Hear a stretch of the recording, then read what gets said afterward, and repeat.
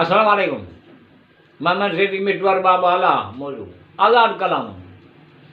मिल मिलाया ठींदा ईद जो ॾींहुं आहे, वॾा वॾा भाकुर पाइबा ईद जो ॾींहुं आहे। ॻाल्हियूं ॿोलियूं थींदियूं खोड़, हिक ॿियनि खे ईद मुबारकूं ॾिबियूं ईद जो ॾींहुं आहे। ईद जे ॾींहुं ग़रीबनि यतीमनि मिस्कीननि खे बि ख़ुशि कंदा आहिनि। ज़रूरतूं हसरतूं नेक ख़वाहिशूं ईद जो ॾींहुं आहे। दुआऊं घुरंदा आहिनि, हमद नेट मनक़ब दुआ सलाम बारगाह इलाहीअ में ईद जो ॾींहुं आहे। प्यार मोहबत हर दिलि सभु ख़ुशि, मिठू बहार वांगुरु टिड़ पखड़िज ईद जो ॾींहुं आहे। चंड जी रात आहे घणो ख़ुशि थियासीं, घणो ख़ुशि थियां थो। चंड जी रात आहे घणो ख़ुशि थियां थो, कॾहिं तोखे कॾहिं चंड खे ॾिसां थो।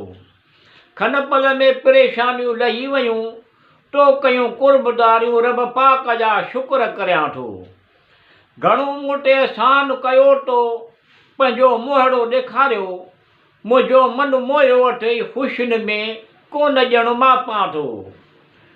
कुझु त ॿुधाए गुफ़्तार सां प्यारा, आऊं तुंहिंजे आवाज़ खे पसंदि करियां थो। वरी अहिड़ा ठाहियो अथई, वरी अहिड़े ठाहियो अथई, जो मिठू ठाहू को ख़ूबसूरत। अलाह जी सराह करियां पियो, रब करीम जी सराह करियां थो। ईद मुबारक, अॼु ईद जी रात आहे। ईद मुबारक, अॼु भलारी ईद जी रात आहे। गॾु थिया आहिनि ईद जे पुरमुसरत ख़ुशीअ जे मौक़े ते। ईद मुबारक चटाभेटी लॻी पई आहे, ईद जी रात आहे। कंहिंजी नसीहतुनि ते, कंहिंजी वसियतुनि ते। ईद मुबारक कंहिंजी फसाहतुनि ते, ईद जी रात आहे। कंहिंजी लफ़्ज़नि ते, कंहिंजी ॿिनि अखरनि ते बैतबाज़ी, उम्दा खाधा पीता, बिरयानियूं चटपटा खाधा, ईद जी रात आहे। सभु ख़ुशियान ख़ुशहाल, मिठू मिलियल जुलियल कैफ़ियत आहे ईद जी रात जे।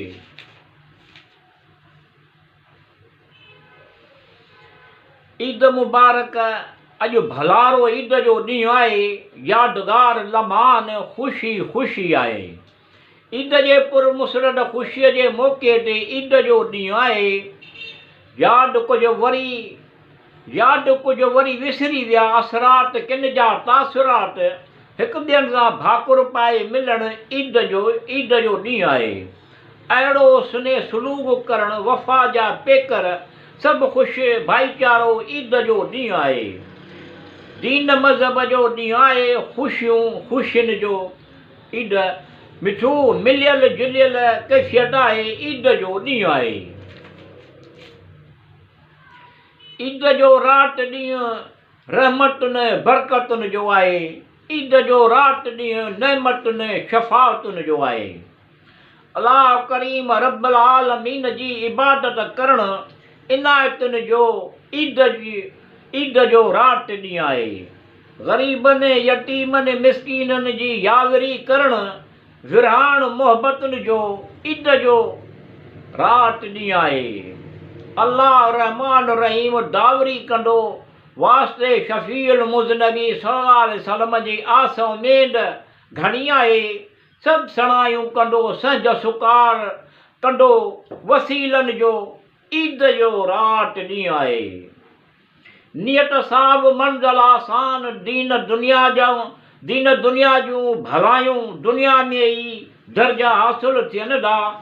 मतिलब नेक मक़सद मिठो जा पुॼाईंदो, आसुन उमेदुनि जो ईद जो ॾींहुं आहे।